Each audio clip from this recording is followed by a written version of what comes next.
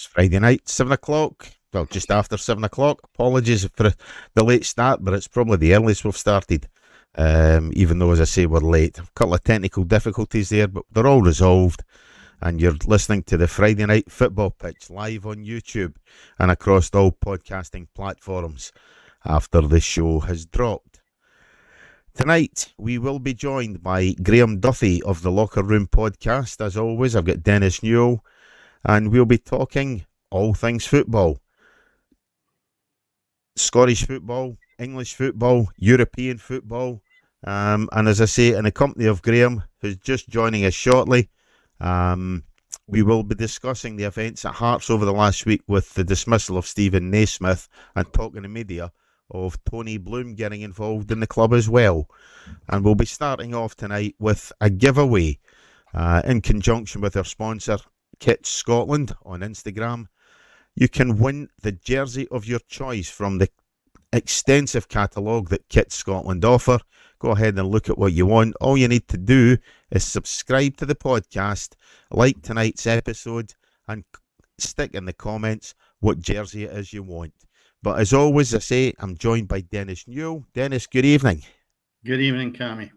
How are we tonight? I'm fine, thank you, yes. Good. Today, but just waiting in that winter breaking. Yep. I think, but yeah, I'm okay, thanks. Good. Busy week for yourself. Busy week for yourself this week. Yes, very busy. 5 days.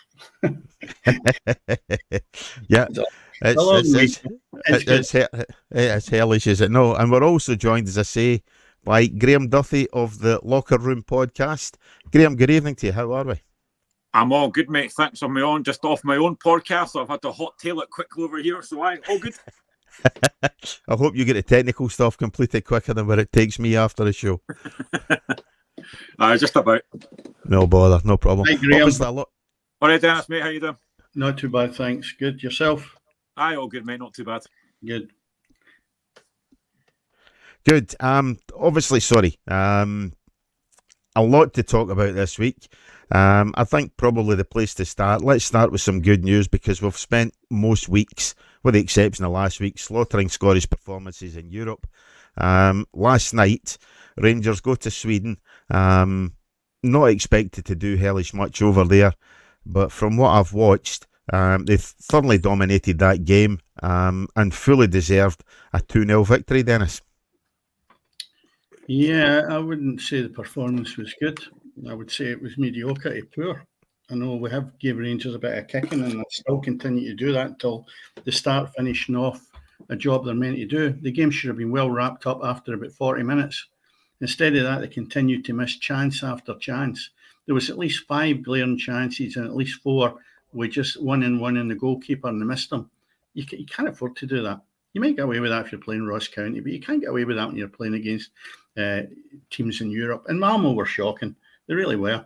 They were like rabbits in the headlights for the first ball that was kicked. And they never had one shot on target all night. So that speaks volumes for them. The only thing I would say is I thought Rangers thoroughly deserved the result. And the defence played really, really well. Forward line and people breaking from midfield to finish, really the worst I've seen. It really is. But if you're a Rangers supporter, instead of me as a neutral trying to look at a good game of football, then you'll be delighted if you're a Rangers fan. For me, I've seen too many flaws in that, and I hope that's not what we're going to be served up for the rest of the season. And yes, if Rangers progress, that's excellent for Scottish football and for the Rangers fans, as I've mentioned. But for me, I don't want to be watching that week in and week out. It was soul destroying. Graeme, all I did was catch the highlights this morning. So as I say, to me it looked as though Rangers thoroughly dominated that game. Certainly, as Dennis says, they did miss a number of chances, but a 2-0 victory away from home, irrespective of who you're playing, or the quality of the opposition, or how well you play or not, it's still a great result away from home. It is. I mean, Rangers Europa League seem to have something about them. They don't tend to do well in Champions League, but Europa League, they're a different team. And they should have won that game by 5 or 6 yesterday. They were actually quite comfortable at times yesterday. Malmo really offered very little. I was surprised at how poor Malmo were. They're a decent Swedish side, but they offered very little yesterday. They were very open. Rangers had so many chances, first half especially. They had so many chances to kill that game off. The second half, again, they missed chance after chance. and they should have won that game by 5 or 6. They eventually get a goal from McCausland, really good goal as well. But I thought it was quite controlled and very professional. They will play better teams in the Europa League. But yesterday I thought they were very, very comfortable. But we did our own podcast last night after the game, and we all said that Rangers should have won that game by far, far more with the chances they had. And that, as much as they won 2-0, which is a great result, of course it is, the only negative they can probably take is the fact that they should have really won that game by far more, because they were, I mean, the chances they had were like gilt-edged. There was one towards the end of the second half where Dessers plays in Barami. He hushed to shoot straight away, and he takes too many touches. And I thought there was decent performances yesterday. I thought Diamandi was excellent. Suter was pretty comfortable. Proper played very well. But they should have won the game by more. And I spoke to Rangers' mate yesterday who said that he'd have taken a 2-0 win before the game, and of course you would. But it should have been far, far more. With the chances they had, they've got to be killing teams like that off. Yeah. 100%. Yeah, I mean, is it a measure of what we expect from Rangers, the fact that we're sitting here critical of a 2-0 away victory? No, I don't think so. I think when you've seen the potential quality, when we'll use the word quality, to tear the defence open of a team that's sitting at the top of the Swedish league, then Rangers have certainly got something. But for me, it's very frustrating when they are not clinical enough and they are not, what would you say, up to the standard that you would expect watching top flight football. If the Europa League is going to be serving up these teams like that, then Rangers will go far in it. There's no question of doubt about it.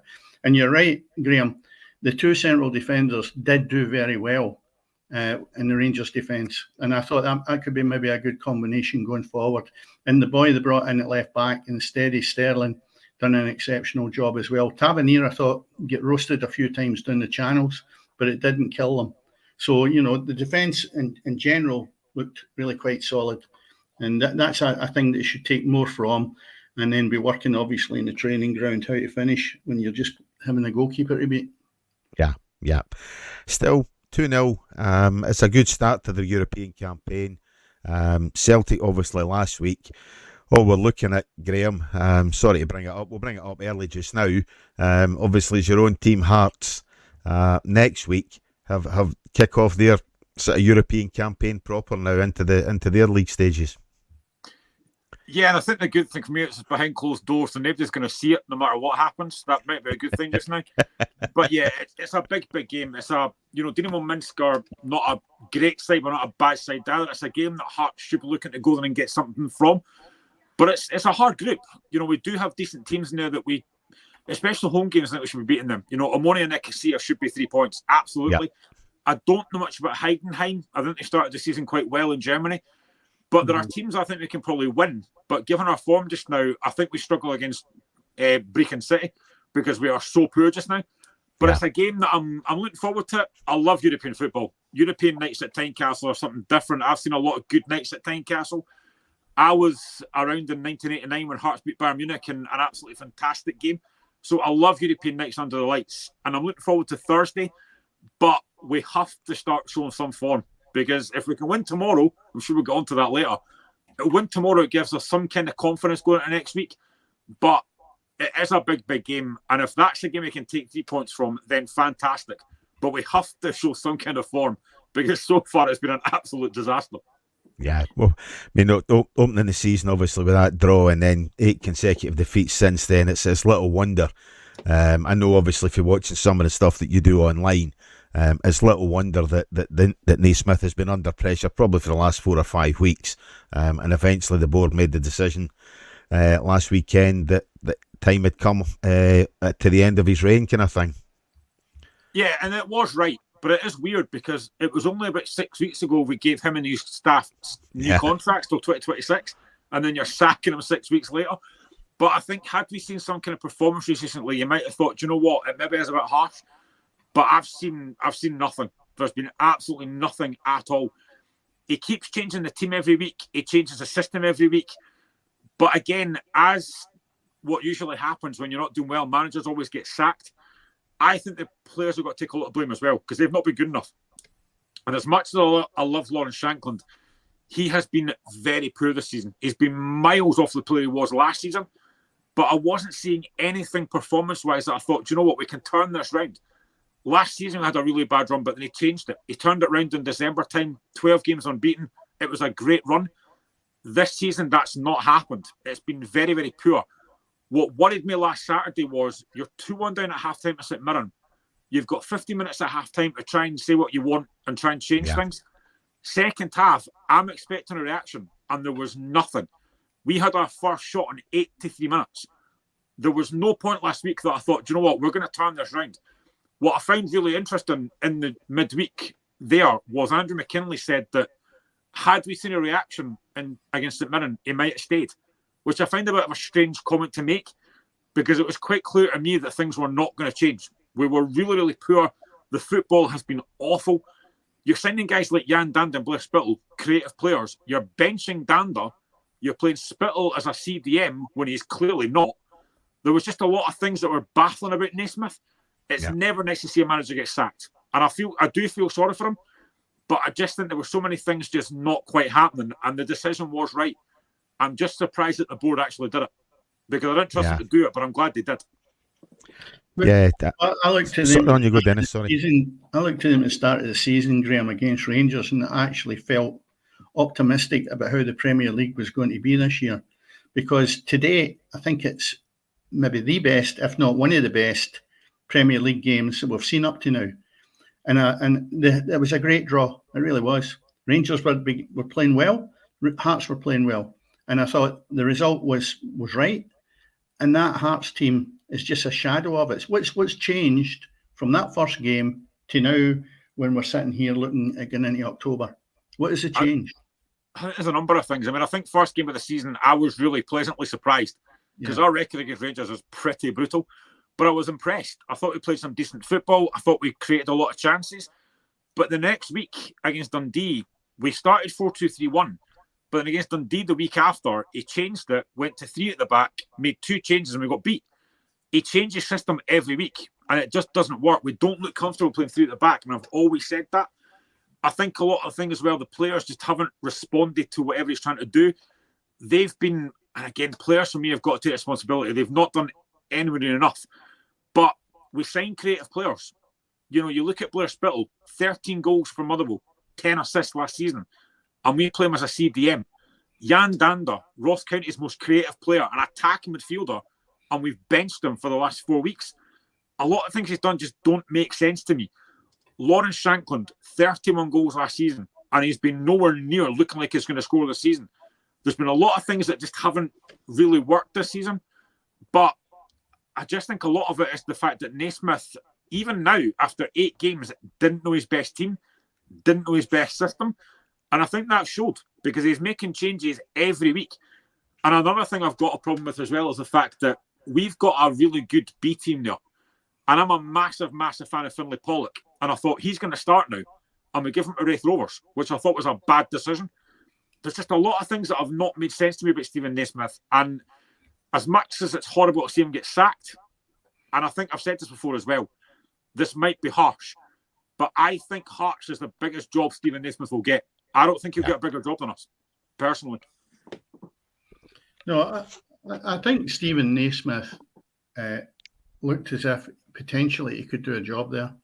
But when you look at the run in actual fact exceeds probably about 80% of managers in Scotland for the amount of defeats he's had. I think he was given a load of time, maybe 2 or 3 games more than he should have, because what you can't afford to do, especially when you look at the Premier League, is, you know, every 3 points is a prisoner. You're okay if you've got within 2 matches where you can catch up and get into the middle of the league, but when you start to slip, I'll tell you what, Livingston found it out to their expense a few times. It's happened to them, and you just can't recover. And if Hearts hadn't made the change, even if they got a draw against St Mirren, as was stated, he might still be in the job. That wasn't a way forward. The problem you've got now is, who do you bring in that can hit the ground running?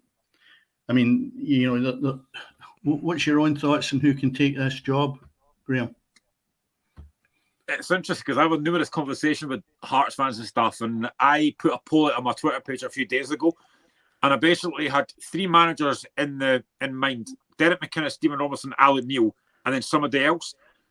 523 people voted, and Hearts fans said 8% Derek McInnes, 1% Stephen Robertson. I think it was about 3 or 4% Alec Neil, and the rest of it was somebody else. And I agree with that. I don't want to go down the whole Scottish manager experiment again. And I think I would quite like a progressive manager, like what Aberdeen have done with Jim Thielen, who's been fantastic. He's had a great start. I don't want to see another Scottish manager, and I don't want to see another ex-Hearts manager. Because some folks said John McGlynn. I don't want to go down that route again. And I think as well, the thing with Derek McInnes is McInnes likes to have full control of transfers and everything at the club. He wouldn't have that at Hearts. We've got a different structure. So I've heard a lot of folks say Derek McInnes would absolutely take the job. I don't agree with that. I don't think he would. But I want to go a different route. I want to see something a bit fresher, a progressive manager who's going to play attacking football. And I just, for me, don't think McInnes or Robinson fits that mould. They might stabilise us. I've got no doubt about that. But I want to see something a bit different. And I just think we need to go down that route. And I think we've got the whole Tony Bloom thing coming in as well. Yeah. A lot of Hearts fans, I think, are getting they're a bit ahead of themselves, thinking this guy's going to come in, he's going to revolutionise Hearts, he's going to play money in. He's not. He's basically going to help us in terms of recruitment data, in terms of manager and players, but he won't have a massive sales stuff behind the scenes. He might get a minority investment eventually, but the foundation of Hearts will never, ever let somebody else take control. And I'm fine with that.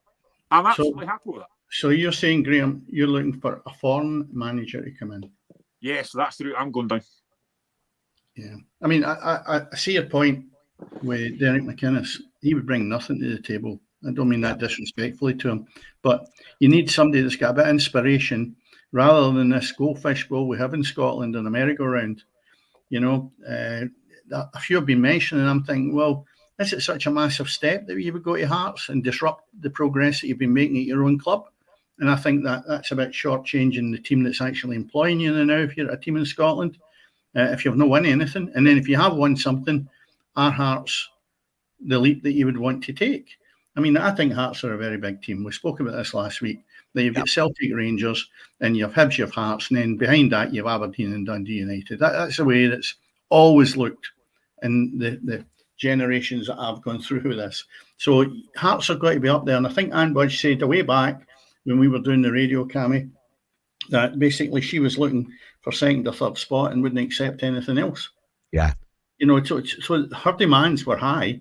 It didn't mean that Craig Levein lasted in the job any longer than he might have, but they're a very ambitious club, Hearts. And I know you are looking for a manager, but I find it strange that you would maybe look at a foreign manager who doesn't know the Scottish game, because there's no many out there. I think one of the worries for me, and I've said this previously, we don't have a football person on the board. Now, when Anne Budge first came in, the very first thing she said was, I'm not a football person, and she did show that, because she showed far too much loyalty to Craig Levein, who should have been sacked long before he was. She has a lot to say at what happens at Hearts. And listen, that's her right. She runs the club. She has basically kept us alive, along with the addition of Hearts. But we don't have anyone else on that board that's a football person, and that's my worry. Who's making these decisions? Joe Savage left not that long ago. He was the only football person on the board. And I know it's pretty much been put out there already that Joe Savage didn't want Stephen Naismith, but the board didn't listen to him. Now, if Tony Bloom's going to come in with his recruitment data, you have to listen to him. You have to listen to what he says. If he's got a particular manager in mind, then you can't really go against that. You can put your own opinions forward. I get that completely. But my worry is, who do we trust on that board that's going to make football decisions? Because we don't have anybody. And that's always been a concern for me. Yeah, but I think when you look at some of the names that are actually tipped, I mean, Alec Neil, I think, is good, but it's pulling somebody out of the hat almost. And I say to myself, there's nobody really, when I looked at potential candidates, there was nobody there that I actually thought, oh, they'll do a great job. The thing with Alex Neil is he's failed at every English club he's been at. You know, ultimately, maybe has a decent first 6 months, but after that, he fails. He failed at Preston. He failed at Sunderland. You know, so Alex Neil's a failure. That's not the kind of guy Hearts are looking for. And my first thoughts there when you're saying about Tony Bloom and his experience and his recruitment, etc. Tony Bloom obviously employed a guy that Dennis and I are both familiar with. Dennis actually plays golf with him. Would you be surprised to see Billy Reid get mentioned for the Hearts job, Dennis? He's been a good assistant. Yeah, but I don't personally, having spoke to Billy recently, I don't think it's a job that he would take on himself. Yeah. You've got to remember that when they were at Chelsea and Brighton, it was head on, Cammy. I mean, we'll have Billy on one night, but the guy is enjoying his time with his family and being away from the game. And you can understand it. I mean, Billy's mentioned how hard it was, and you think to yourself, when you've felt it that much and you're not really too keen to get back into the game, that tells you how hard it is, because Billy's a football man through and through. There's no doubt about it. And it might be, and I keep saying that to him, maybe time will heal it and you'll have the drive and the ambition to go back in. But like you say, because of the Brighton connection, it would be a perfect slot for him, because he's managed Hamilton and he's had Manager of the Year in Scotland with managing Hamilton. So I don't think it would be out with his grasp to come in and do it and get the right staff round about him. But whether Billy would be interested, I don't know. And I don't know, Graeme, if that's even a name you have thought about. He wasn't on my list, I'm not going to lie. No. I mean, as I say, my thinking is just the fact he knows. My thinking is the fact he just spent a number of years with Tony Bloom, obviously at Brighton. He's a manager who, yes, as an assistant, certainly, but as an assistant to Graham Potter, he spent a number of years overseas as well, so he kind of fulfills almost the foreign manager, Graeme, that you were looking for, in terms of he's a Scottish manager with a foreign pedigree, I'll tell you something, though. He would do a job. I'm still hoping that Jurgen Klopp might decide to come to Hearts. Yeah. That's your Liverpool connection, first and foremost. It is, absolutely. Yeah, as I say, it's just a name there that just came to me. As I say, a bit of a dark horse, certainly, but if you're saying that for the last time you spoke to him, he's not looking to get back into the game, or, he's enjoying his break away from it and things like that, But I mean, that's nearly a year he's had out of the game. Yeah, but when I spoke to him, it was last month, so yeah, you're looking at it and you're saying, how much does it change when you're at nearly a year and your thoughts are still the same? My intention is to speak to him next week anyway, so I'll run it by him. I didn't bring it up on the programme simply because it's not something I thought was that viable at this moment in time that would be maybe presented by Tony Bloom. Maybe say that, I don't know. Maybe that's a question the press should ask him. Just say, look, what about your old assistant manager at Brighton? Do you think, because obviously Billy thought he was excellent. I mean, seriously, they thought he was an outstanding man, never mind his business acumen. And, when you look at Graham Potter and what Billy Reid brought into that club financially, it was massive, a massive amount of players that they get sold on. And he's more than capable, Graham, to do that job. I've known him. I actually played junior football with him when he's 16-year-old. So I go back a long way with Billy, and I actually think he would do a great job for you. But you've got to have the hunger and desire to do this. And if it's face on, and he took that job on, you'd probably find it even harder than maybe it was at Chelsea. Yeah, possibly. Certainly, it's a job. I think that it's going to need somebody to turn your club around. Then, Graeme, by the sounds of things, Yeah, I mean, I think it's a really good squad. We've got a lot of really good players there. It's just something's just not quite clicked this season. And I think I watched a video earlier on about Hearts and training and stuff, and they look quite positive and stuff. I mean, Liam Fox has got, I think, 3 games. He'll get Ross County, Minsk, and Aberdeen, and then I think we'll get a new manager in international break, which I'm fine with. But it does need something just a little bit different, a bit fresher approach. I mean, I think Stephen Naismith, I do like him. I think he was a really good player for Hearts as well. But it always felt a bit too early for me. Last season, I wasn't convinced. He turned it round come December time. But again, I think that kind of coincided with the fact that Lawrence Shankland couldn't stop scoring. Lawrence Shankland's not scoring now. And that's a massive, massive issue. If Lawrence Shankland doesn't score, Hearts don't score. We've scored 3 goals all season. 2 of them are from defenders. We've got 1 attacker that scored, and that was Yutaro Oda. So we need to do something a bit different. We need to get fresher ideas in. And I just hope that the board appoint the right man, because my worry is that we're just going to go backwards again. I mean, we can't afford to make another project appointment. This is the thing that concerns me as well. For me, Hearts should never be someone's first proper job. That just shouldn't happen. If you want to cut your teeth, go lower league. Don't come to Hearts. That's my opinion anyway. We need somebody else in there that can turn this around, because it's a very, very good squad. You've got a lot of good players in there, and it can be turned around. But I don't want another Scottish manager or another manager associated with Hearts, because it just doesn't work. Yeah, well, know what I'll say to that, Graeme? Good luck. Because I'll tell you what, it's very difficult. Yeah, a European manager that's top dog that's going to come in there and change that team enough to compete against Celtic and Rangers. And seriously, I think Scottish, for me personally, would be the route. Who's there? I don't know. Somebody that can get their hands on players that's going to cost them nothing or virtually nothing, the same way that Celtic got the boy McGowan from Dundee. That's the kind of player you've got to be able to attract. But you need to know and have a network of people around about you, rather than agents kicking your door down and selling you somebody that is no fit for purpose. I've got a name in mind. He's a Swedish manager called Kim Hellberg. He, for me, his CV looks very impressive. He's the guy that I'd be looking at. Right, well, that's a good name to put in the hat in the ring. You know, whether the board will sit and look at a whole list or how many applicants they had. I mean, I don't know whether they're going to go out into the field and actually attack the market and see who they want rather than who's going to put themselves forward. And that's always the question you've got when it's a board of directors. They can take the easy way out and you'll get a video, you've got all the stats of teams from Europe that he's managed. But when it comes to actually handling the Scottish game, night and day. Yeah, and we've seen European failures before. Yep. No doubt about it. The Hearts job is a fantastic job for anybody, but as Graeme says, I can agree with him. I think it's too big a job to be your first one, you know, as it was for Naismith. And again, I agree with you, Graeme, in terms of Naismith will not get a bigger job in Scotland, because really it is only Rangers and Celtic, and I don't think he's in with a shout either of these two, you know. So I think he'll look to be dropping down the leagues in Scotland, or dropping down to maybe League One or League Two down in England if he wants to continue in management.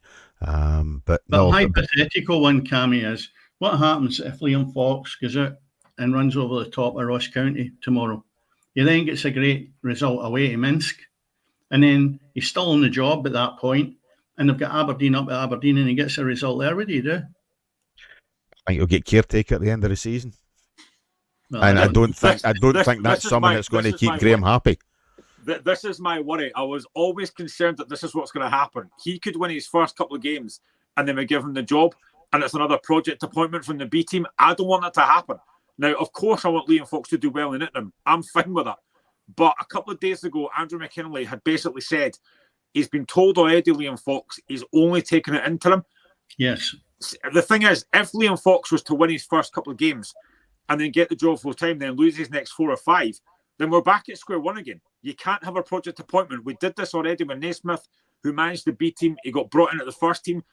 I don't want the same thing with Liam Fox, and that's always been my worry, is the fact that if he does well in his first couple of games, the board might just think, do you know what, we'll just give it to him. And that's not the way it should go. But that has been my worry, and I said that previously.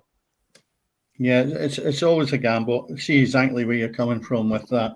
But, you know, I keep saying no matter who you're going to bring in, it could be the same result. It depends whether you decide and keep a manager and he doesn't have a good run to begin with.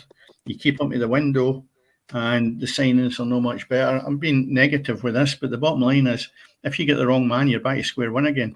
So the board have to really spend a lot of time over this. Graeme, I've got a couple of suggestions in the chat, both coming from Scott Hartley, and Scott suggested possibly Paul Simpson or Ryan Lowe. Obviously Ryan Lowe, the former Preston manager. I think Paul Simpson was at Preston at one time as well, but Paul Simpson, whose most recent job was Carlisle, I think. Either of these two excite you at all? Do you know what? On one of my social media accounts, I did actually mention Ryan Lowe. That probably isn't a bad shout. I like the way he plays football. I like the way he talks to the media. I don't think Ryan Lowe's a bad shout, to be fair. Paul Simpson, I'm not sure about, but I don't think Ryan Lowe's a bad shout, because that's someone that I mentioned as well. Yeah, definitely. As I said, we'll see what happens in the next couple of weeks. As you say, it could well be Liam Fox's job as caretaker. Hopefully not for your sake, Graeme, that they bring somebody in who is going to be a permanent appointment. But certainly in the short term, Definitely hope that Liam Fox can get a few good results for the Jam Tarts.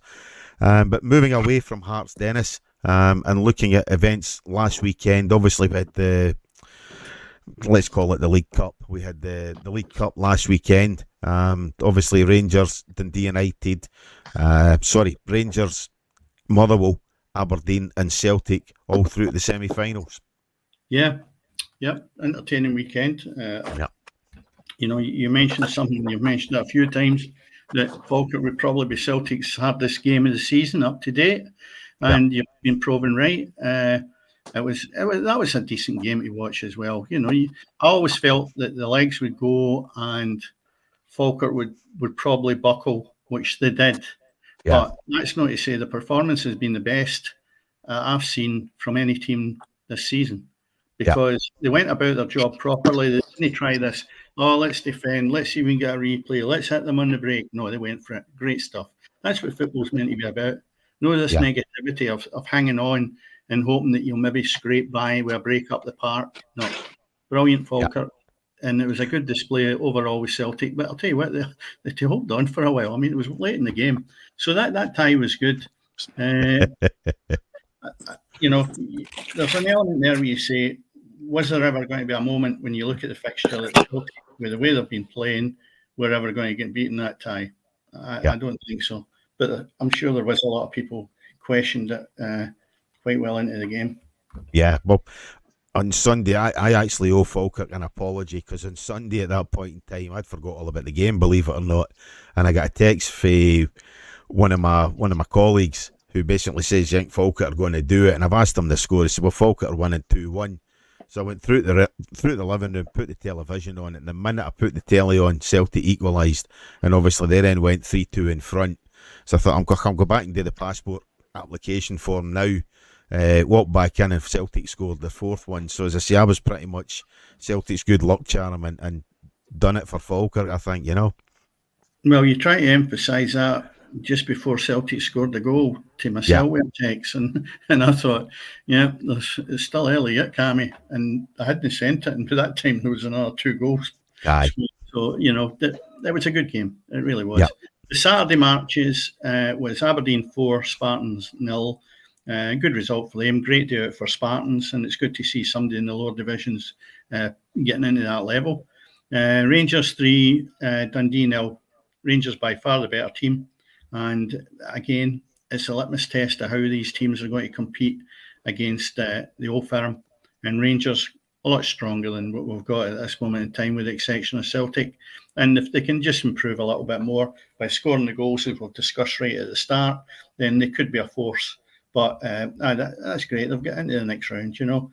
And then you had the other quarter-final, which was Motherwell beating Dundee United 2-1. I should have watched that game. I didn't. But by all accounts, it was, what would you say, a tie that could have gone either way. Yeah, that was a decent game. Yeah. So that leaves us then with the next rounds coming up, which is a semi-final, and Celtic have drawn Aberdeen, and Motherwell have Rangers, both at Hampden, and the kickoffs are on 2nd of November for Celtic Aberdeen at 5:30, and the Sunday, the 3rd of November, is the other semi-final at 3 o'clock, which is Motherwell have Rangers. Good ties, and it's very much looking like the Celtic Rangers final. So that'll be interesting. And you never know, by the time the final comes round, maybe Rangers will start to find the net a little bit more, and it could be a better game than the last couple of firm matches have been. Yeah.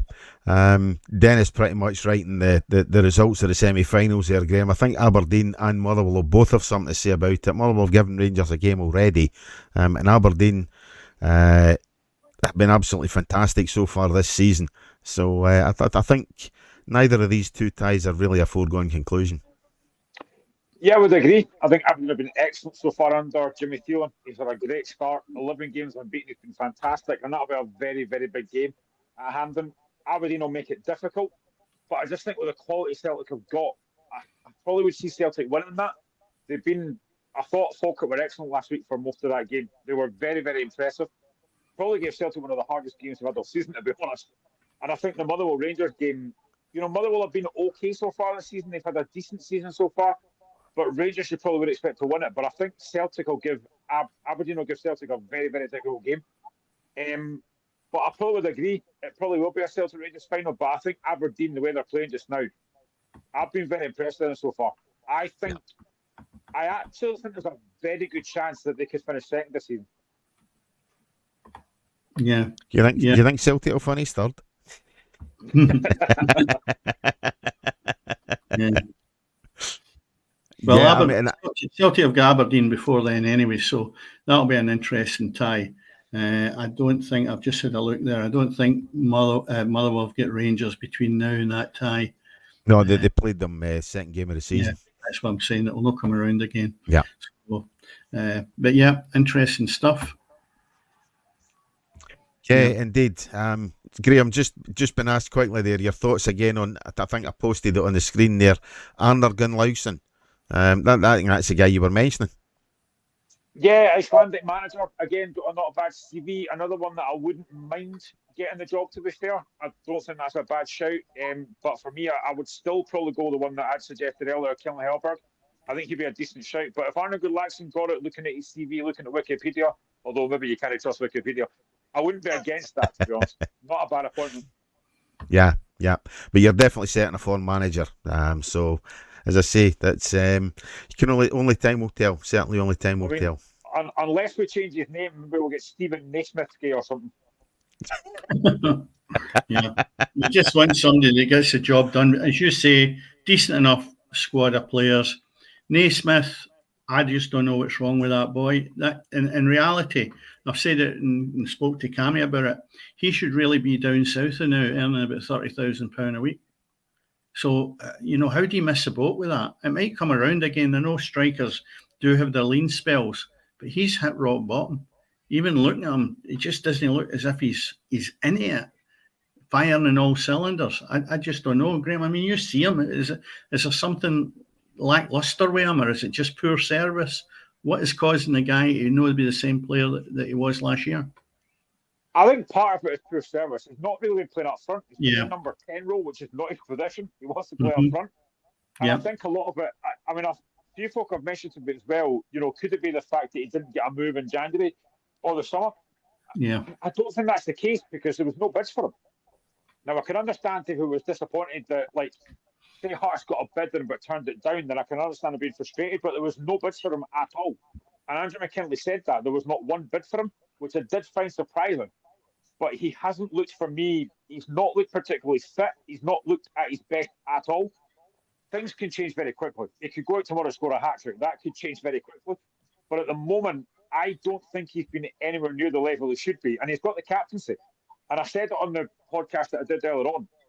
As much as I hate to say this, I would drop him tomorrow against Ross County. Because he's not looked anywhere near this level. If I'm Liam Fox tomorrow, it's a big decision and a bold one. But I'd drop him tomorrow, personally. Yeah. Make a statement, obviously, to the rest of the team that you're in control. But also it sends a message maybe to Shanklin. It's time to get the finger out and actually start concentrating in the league and stop being so bored and fed up or scunnered or whatever his issue is, Yeah, certainly know the player he was, and he just looks totally despondent with the job he's got. And it may well be the combination that he's not had enough service and nobody's come in for him. The combination of the two can be maybe the reason why he's went off the boil. Quality player too. It's a bit of a shame because he's worth watching. Yeah, definitely is. I think that's Scott Hartley. Thanks very much, Scott, for listening tonight, and thanks very much for your good comments. Cheers, I appreciate it. Sorry, guys, just get that in there. Obviously, again, Scott, I think that's him. He's going to get his ready for his own podcast. He's got a podcast later on. Podcast galore tonight, Graeme. I know. I never get tired of doing them because they are fun to do. Obviously, I do home one on a Friday night, but they are good to do, though. Yeah. As I say, Dennis and I used to do a radio show for a number of years, and we were looking around for things to do. So that's where the idea came for this one, So that's why we're still fresh and in our infancy. Well, the podcast is anyway. Neither Dennis or I is. No, so, I'm in the grave dodger role. No, to be fair, I've watched a couple of shows. They're really good. You guys do a really good job. So it's been good. Appreciate it, mate. Thank you. Thanks. So, if you look at the Europe for Hearts, what do you think is going to happen, Graeme, in relation to Minsk? I mean, it's only next week. What would be your best outcome? I mean, right now, I'd probably take a draw just to get some points on the board. I just want to see a reaction from the players. I mean, I think, like I said earlier, the fact that it's behind closed doors might be a good thing. The fact there's no fans there, that might help us. But I just want to see us get a positive reaction. And I think if we win tomorrow, then it will give us a bit of a boost going into next week. Again, losing's a habit. If you keep getting beat every week, then that's going to knock your confidence, which is why I think tomorrow's a big game for Hearts and Liam Fox. If we can win tomorrow, put in a good performance, then that breeds confidence for next week. I'd like to go into this with something positive, because let's be honest, the last few weeks it's been very, very negative, understandably so. But I can see us taking at least a point next week. But I think tomorrow's a massive game. We have to show something tomorrow and get a reaction. Yeah. Do you think Liam Fox is going to add much to this tomorrow? I don't think he'll make too many changes. I think he knows the squad. He could potentially bring a couple of B-team players in. Now, Macaulay Tate isn't in the B-team squad for tonight, and neither is a couple of players as well that might play tomorrow. Like, for example, Adam Forrester at right back, because Gerald Taylor's now got an ACL injury, which could keep him out for the season, which is a huge blow. But I don't think he'll change too much tomorrow. I know that he does like to play 4-2-3-1, which is our preferred formation. But I think, tomorrow's one of these games that he can make changes if he wants to and make a statement. But I don't think he'll make too many changes. But to me, tomorrow it's up to the players. They have to show a reaction, because let's be honest, I've said it before, as much as the manager always takes the blame, the players have basically got him the sack. They need to react tomorrow. They need to show the fans something, because we've seen nothing so far this season. There's been no reaction. Every week when we get beat, it's like, right, we'll see something next week. And it's never happened yet. The players tomorrow owe the fans a performance and the result. I mean, eight defeats in the bounce suggests that the players are down tools and weren't playing for the manager. It's as simple as that. It's our worst start to a season since the early 1900s. I mean, that is how bad it's got. And I remember the games. I was going to say, you remember them, Dennis? Aye. The thing is, nobody saw this coming. Like, starting the season, we were all very positive after that draw Rangers. Nobody saw this coming. We could never have seen how bad we were going to be. And the players have got to start showing something, because it's on them. They're not. I don't think they're doing enough. I'm not going to say that last week they were trying to get the manager sacked, because I don't believe that's true.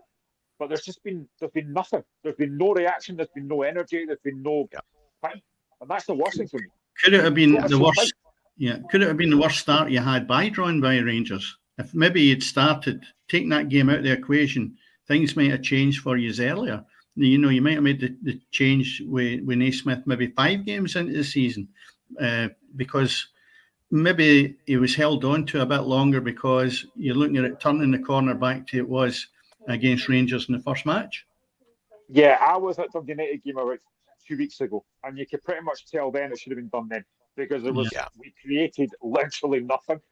I would have done it then, but certainly after Saturday, I know a lot of folk have said, it's quite harsh to sack him this early. It generally wasn't, because there's been no reaction. There's been nothing to get excited about, and that's been a big problem. Yeah. Anyway. Moving on, Cammy, where do you want to look at next? Let's go to the fixtures, I think, Dennis. Let's. We've obviously done the cups. Yeah.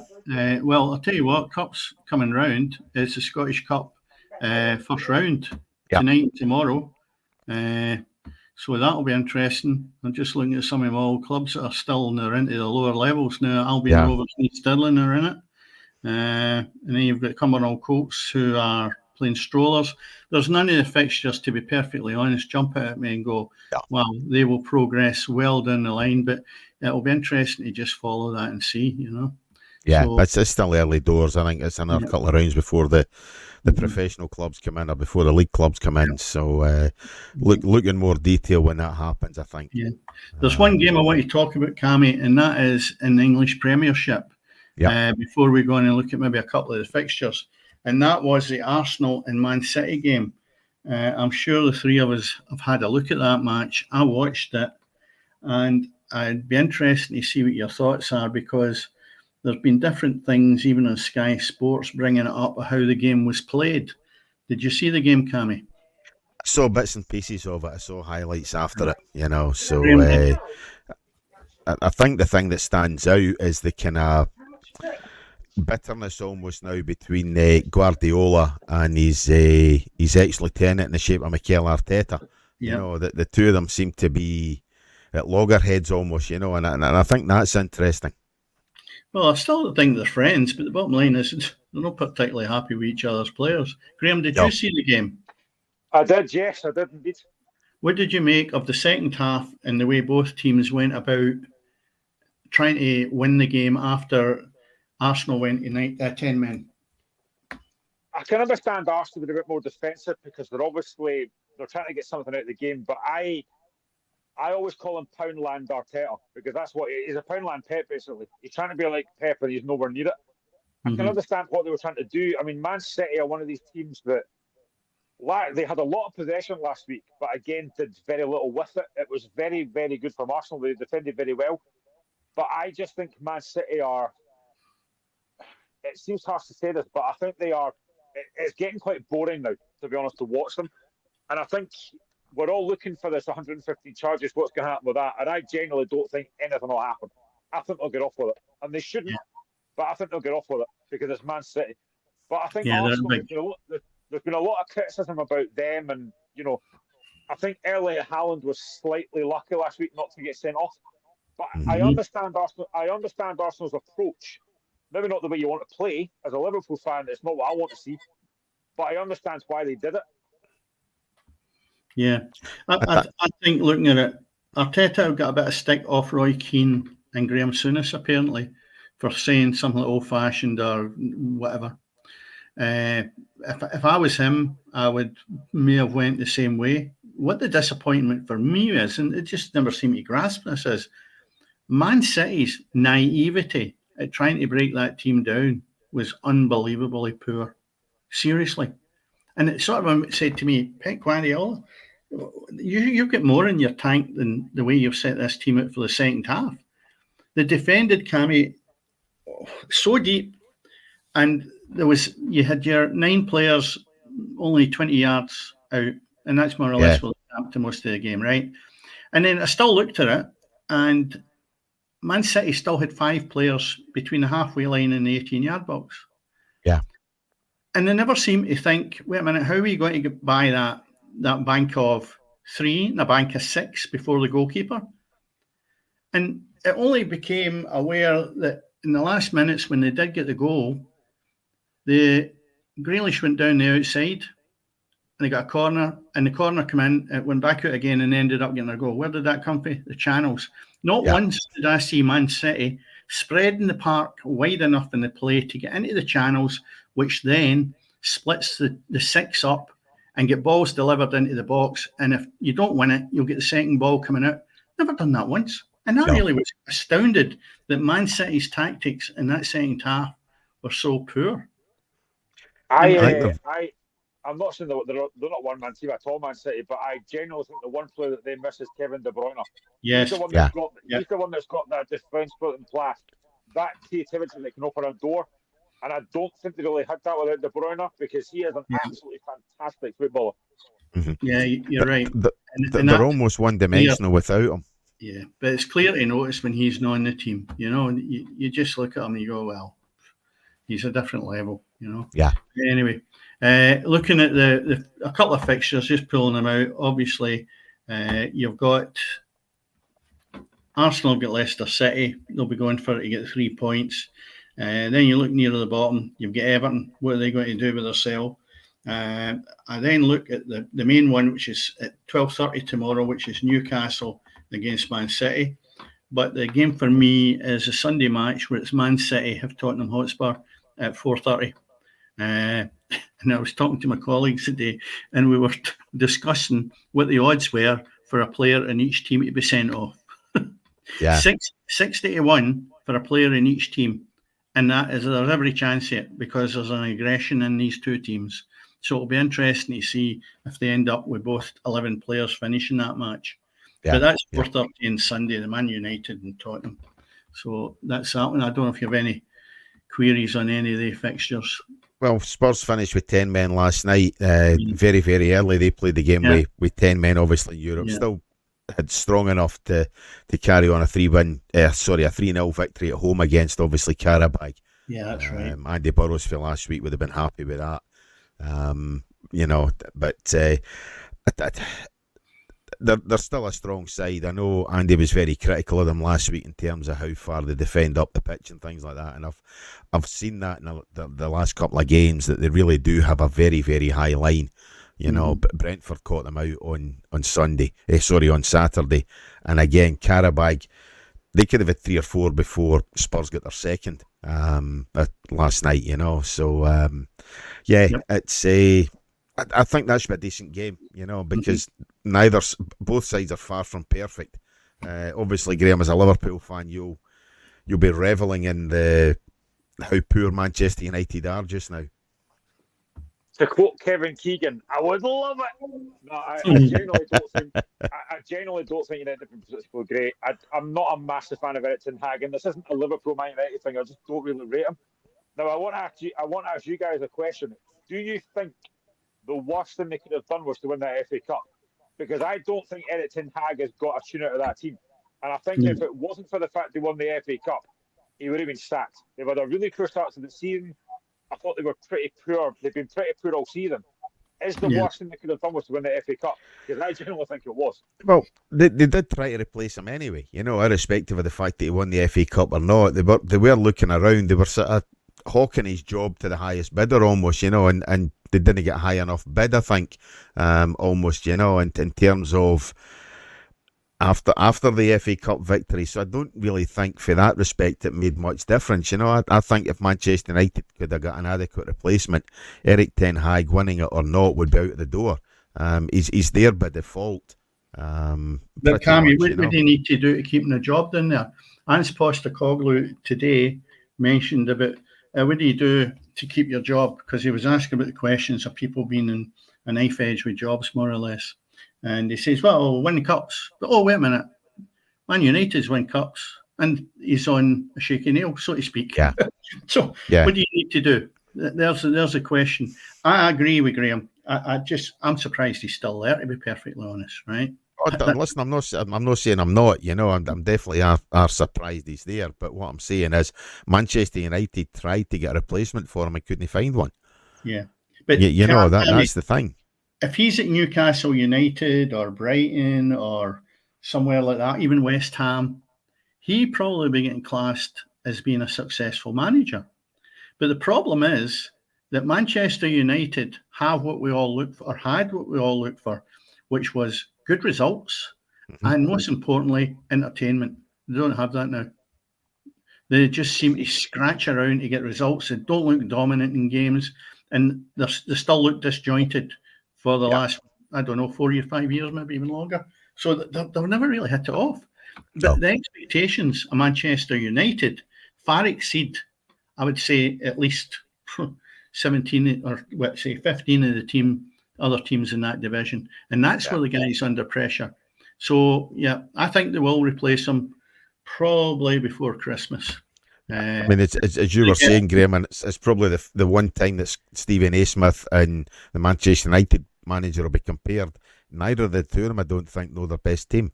I think you were saying earlier on, Naismith didn't know his best team at Hearts. And definitely Ten Hag has no idea, I don't think, of his best side, or indeed his best formation either. No, it's funny because they beat Southampton, then beat Barnsley, and all I hear is, Man United are back, and then they draw 0-0 with Crystal Palace and draw with FC20. You're nowhere near. Like I keep hearing folks say, could Man United be in a title race? They're miles off it. They are so far behind the likes of Man City, Arsenal, Liverpool have just got a new manager who looks decent so far. They are miles behind that. They don't use Marcus Rashford properly. They've obviously played Casemiro, who's getting older now.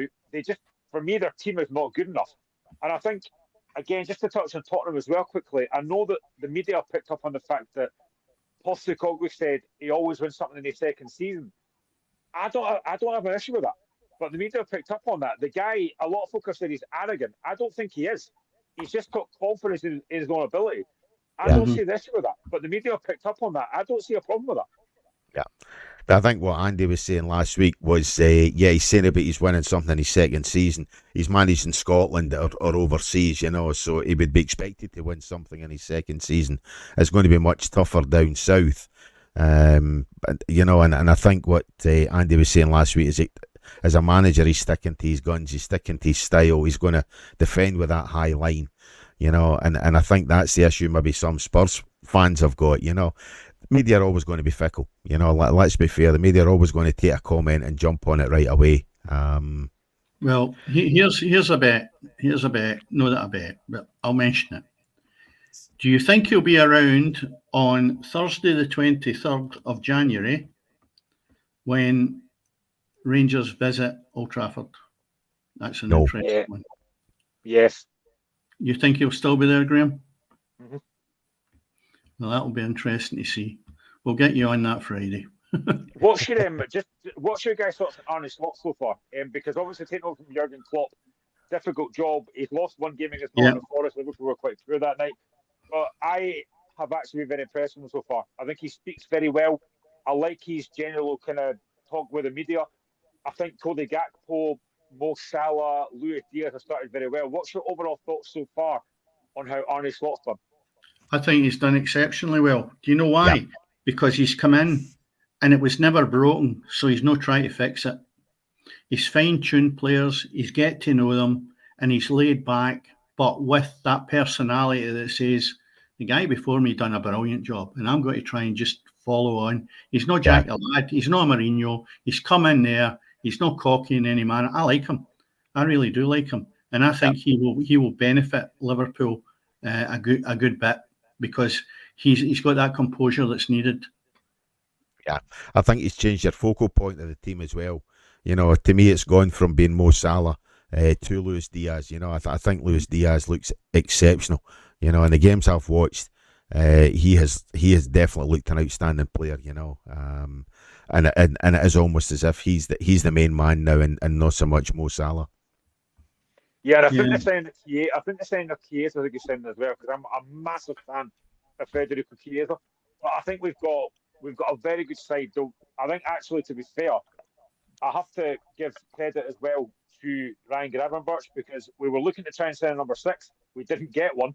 But Gravenberch so far this season, in the games that I've watched, has been absolutely outstanding. And if we can keep him fit and give him game time that he's getting, I think he could be very, very good. Yeah, definitely could be. I think it's going to be a strong 3-horse race again down south, between obviously Man City, Arsenal and Liverpool, and if any of the three of them win it, I wouldn't be surprised. I think it's one of these ones. But can you write off Aston Villa, who seem to have a Midas touch on it? I mean, they beat Young Boys 3-0 the other day there in Europe, and they've only lost one game out of their 5. Yeah, I don't think Villa have got the squad to challenge the other 3. That's where I think their downfall will be. I think in any individual game, they could be good, but as Arsenal showed when they beat Villa, I think they're maybe missing that strength of squad. Yeah, although they've got 3 or 4 great players as well. Mm-hmm. So, I know we're bouncing back, but it's a Premier League opposition. Bologna, Liverpool's got during the week then. So, what do you think? Do you think that'll be a tough tie, or Liverpool will just coast by? I think it'll be tough, but with the quality Liverpool have got just now, I think Liverpool will probably win. I watched us against West Ham on Wednesday night, and I thought we played some decent stuff. Maybe slightly fortunate in the second half. I think 5-1 was quite harsh on West Ham. I'll be honest, it was never a 5-1 game. But I think Liverpool win this game. I think we've got that much quality. It was good to see Lewis Ferguson looking back to getting fitness back, which is good for Bologna. But I think the quality Liverpool have got, I would expect us to win. I watched us against Milan in the first game, and I thought we were excellent. So I don't see any reason to say Liverpool wouldn't win that. Yeah, and Leipzig is the next opposition after that, which I would expect Liverpool to win as well. So, maybe they'll be well up the league by the time we get round to that. Because the league at this moment in time actually shows Celtic sitting just below Bayern Munich, which is interesting. Liverpool 7th. I was having a conversation with mates about this. I actually quite like the new Champions League format. Yeah, I think it's quite a good setup. I like it. Yeah, I like it as well. I've mentioned that the last few weeks. I like it because that definitely it opens up a new avenue. Yeah, definitely. Yeah. I mean, you're going in here at the start of next year, when I mentioned Rangers earlier. You're away to the 20th of January. That's exceptional against one of the top teams, which is Man United. So you can't ask for any more than that, because, as I repeat from what we said the last couple of weeks, you see the ties and you've got three teams you don't really fancy and you just go out. And therefore, Scottish teams are out before Christmas. And whereas this opens it all up, I think it's brilliant. I really do. Yeah. Well, let's see how we feel 6 or 7 games in, when maybe Scottish teams are struggling, But at the moment, it's great. We know we're at least playing in Europe after Christmas. Anyway, on the subject of Scottish teams, Dennis, I think we'll move on to the we better rattle through these. Obviously, in conjunction with our sponsor, Football Kits Kits Scotland, dear, who are obviously, as I say, giving away a shirt to one lucky winner tonight. So all you need to do to win that shirt is like the episode, subscribe to the podcast, and comment after the pod, just in terms of which shirt you would like to win. And next week, Dennis and myself will draw the winner, and obviously let you know how you can claim your shirt. Okay, moving into the fixtures in the Premier League, I'll just run through them quickly. Saturday's given is Dundee and Aberdeen, Hearts Ross County, and just stop at that point. Graeme, what do you think the Hearts result will be tomorrow? I'm expecting a reaction. I'm going to go Hearts 2, Ross County now. Yep, good. I wouldn't be far away for that myself. Kilmarnock Dundee, Motherwell St Mirren, St Johnstone Celtic. Any of they ties, Cammy? Or do you think the Sunday tie with Rangers against Hibs is going to throw up a shock? Oh, I fancy the Hearts game. Out of all these ties, I think the Hearts game is the one that's going to be the most intriguing. And like Graeme, I fully expect Hearts to give some kind of response to the change of manager. I think Liam Fox will get a response from the side. And I actually fancy Hearts to score 3 or 4 tomorrow. Yeah, okay. Moving into Championship, Ayr United and Morton are playing each other. Dunfermline, Queen's Park, Hamilton Partick, Livingston Airdrie, and the tie that I like, or think I would probably venture to, which is not a good Raith Rovers at this moment in time, is Raith Rovers are playing Falkirk. Any of the ties standing out there for you, Cammy and Graeme? I'm going to go Raith Falkirk. Obviously John McGlynn going to one of his former sides. I definitely think that should be the tie of the anything featuring Falkirk, let's be honest. But the thing is for John McGlynn tomorrow is, can he keep the players' minds on the league football, after the praise they got on Sunday and after their performance. And obviously I think it's first defeat in umpteen games. I know obviously Falkirk still keep harping on about their league record and things like that, but they haven't lost many games over the last 18 months or so. So how do they respond and how do they bounce back to the defeat on Sunday? Well, they're my tip for to win the league, so I'll continue to say that they'll get a result for that, and I think Sunday's game won't have dented them at all against Celtic. So, I think that'll be onwards and upwards with them. Graeme, are you much a fan with that division? Yeah, I've said it before. I think the Championship is the best league in Scotland. It's very competitive. You've got so many teams could potentially win that league. I'll be disappointed with Airdrie. I really thought they were very good last season. I actually thought Reece McCabe might be with the chance of the St Johnstone job. Whether that'll happen now, I don't know. But I genuinely think Falkirk been an absolute breath of fresh air. I thought for most parts against Celtic last week they were fantastic. Obviously around this team a little bit, but I think Falkirk will be up there. I pinned myself to the chest earlier on when I went to start the season. I went Partick to win the league. I don't know if I could agree with that now, but I'm still going to go Partick to win it just because I can't really go against them. But I think Falkirk have been outstanding. Yeah. So we all agree on that one. Moving into the first division, we have Inverness of Stennismuir, Kilty Hearts Annan, Montrose, Alloa, Queen of the South, Dumbarton, and Cove Rangers have Arbroath. And you've got a top of the league clash where Alloa are playing Montrose. No much between them, 1 point. So I think for me, that's the tie of the day. Although I still look at it and I go, is Arbroath going to be doing something? They had a victory last week, and Cove have been up and down as well. So that's another interesting tie. And obviously, the ones I tipped for the top was Inverness Cali. They have progressed a little bit, but they still need to get more wins under their belt. Yeah, they've been disappointing this season, but hopefully the fact that they've got financial situation sorted out up there, they will start to turn things round, and you and I can actually pick a winner of a league. Yeah, hopefully. Into the second division gives us Bonnyrigg Rose, Forfar. Elgin are playing Edinburgh City. Peterhead playing Clyde. Spartans, East Fife. And Stranraer are playing Stirling Albion.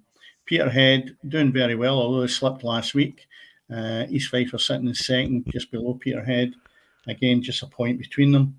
Then you've got Elgin and Bonnyrigg Rose. So, again, you look at that and you say to yourself, East Fife, are they going to be able to get something off Spartans who have just played Aberdeen? Bigger team, maybe the tempo will be still high with Spartans. Can they get a result? That'll be a tester for me. That's the one I would be looking at for tomorrow. Yeah. East Fife are the best side I've seen so far this season in that league. You know, they gave us a 5-1 doing, and it was 5 going on at an absolute pasting, you know. Although, to be fair, we were absolutely dreadful that day, as we have been most Saturdays, to be fair. You know, none more so than last weekend, where you play against 10 men for the best part of the whole game, and you get 2 shots on goal, you know. And I think since I've been getting back to watching them this season, that's as disappointed as I've been after a game, you know, that you have 2 shots on goal. I know 10 men can be hard to play against, but particularly again when they do, as Man City found to their cost last week, when you play against 2 banks of 4, which is what Elgin pretty much mounted last week, you know. But that was as poor a game as I've seen, poor a performance as I've seen, and indeed it's as loud as I've heard Clyde fans shouting for a manager's head in quite some time. And fair play to Neil Scally, who after the game spoke to several disgruntled fans, trying to obviously justify how crap Clyde were, to be fair. Yeah, we've spoken about this nearly every week in depth, and it doesn't seem to be improving, which is the whole thing that we talked about, where you could get points before you reach Peterhead game, which is coming up. Well, that may have been a safety net, but it's looking kind of thin on the ground now, Cammy. Yeah, the referee, I'm going to say the referee ruined that game last week. The sending off was never ever a sending off. I mean, it was crikey. I'm really struggling for this without expletives as to see how soft it was. You know, it was absolutely shocking, a sending off. You know, 2 players came together. Nah, it's just very, very difficult. If you haven't seen it, have a wee look at the YouTube on and look at the game, you know, on Clyde TV, and you'll be astonished, absolutely astonished. I showed it to 3 or 4 folk on the Monday morning at work, and there's guys still watching that saying, right, okay, so when's the sending off happening? What's it for? You know, it was an absolutely deplorable sending off. Yeah. And as I say, it spoiled the entire game because Elgin thought, right, okay, well, we need to sit deep. They didn't really, you know, as I say, they could have played with 9 men against Clyde and probably got something from the game. Yeah, but it's no great. It was dire, mate, absolute dire. Yeah. Well, anyway, I know we're running out of time, so I'll just look into the Champions League fixtures. Borussia Dortmund are playing Celtic, and it was interesting to see a different approach from Graeme Rodgers in relation to discussing the tie, because the last game when he was playing Bratislava, he'd obviously looked at them because they were rotten and said that they were in a good best position for starting in the European game. So he had a look and he wasn't daft.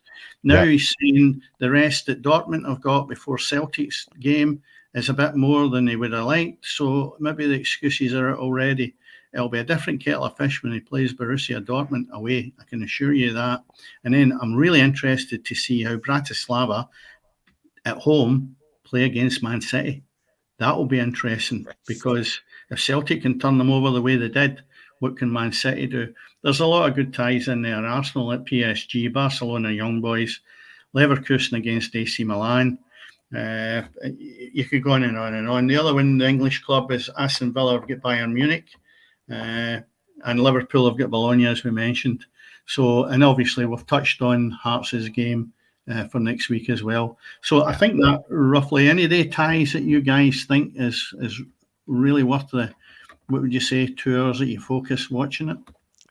On you go, Graeme. I'll let you deal with that one because I've pretty much scared away all our listeners with my opinions on Clyde. So on you go, I'll let you answer that. To be fair, when you talked about Clyde, I thought you were talking about Hearts when you said 2 shots on target and fans angry. So I know. I would have to say Aston Villa Bayern Munich. That is a cracking tie. Yes. I mean, we know what Bayern Munich are capable of. They've got a lot of quality. Obviously, Harry Kane up front, back on English soil. That could be a cracking game. And I actually hope Aston Villa do well because I've got a bit of a soft spot for them. But I think that's a fantastic game, and I actually quite fancy watching that because that could be a cracker. Yep, that'll be good. Yep. Anyway, that brings us to the end, I think, guys. Don't know if there's anything more you want to add. No, pretty much that's us. As I say, remember, guys, like the episode, subscribe to the podcast, and comment as well, as I say, for your chance to win a shirt from Kits Scotland. And as Dennis says, we will catch you next Friday, 7 o'clock, when it's all happening on the pitch. Good night. Good night.